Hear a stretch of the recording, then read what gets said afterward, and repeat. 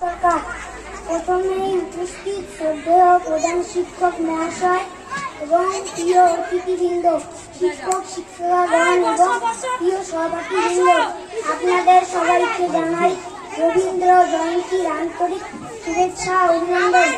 আজ 25শে বৈশাখ বাংলা সাহিত্য অমর প্রাণ পুরুষ বিশ্বকবি রবীন্দ্রনাথ ঠাকুরের জন্মবার্ষিকী উপলক্ষে আমরা সবাই এখানে সমবেত হয়েছি।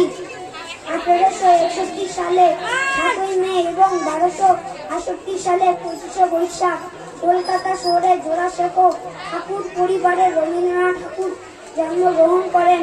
তার পিতার নাম দেবেন্দ্রনাথ ঠাকুর এবং মাতা সারদা সুন্দরী দেবী। মাত্র 8 বছর বয়সে তিনি কবিতা লেখা শুরু করেন।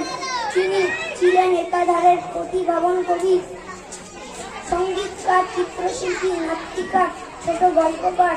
দার্শনিক রবীন্দ্রনাথ ঠাকুরকে বাংলা ভাষা সর্বশ্রেষ্ঠ দার্শনিক মনে করা হয়। রবীন্দ্রনাথ ঠাকুরকে গুরুদেব, কবিগুরু ও বিশ্বকবি নামে ভূষিত করা হয়। 1913 সালে গীতাঞ্জলি কাব্যগ্রন্থের জন্য তিনি সাহিত্যের প্রথম নোবেল পুরস্কার লাভ করেন। তার রচিত গান আমার সোনার বাংলা বাংলাদেশের এবং জনগণ মনের অতীত ভারতের জাতীয় সঙ্গীত। 1941 সালে কলকাতায় নিজের বাসভবনে শেষ নিঃশ্বাস ত্যাগ করেন। হে কবিগুরু,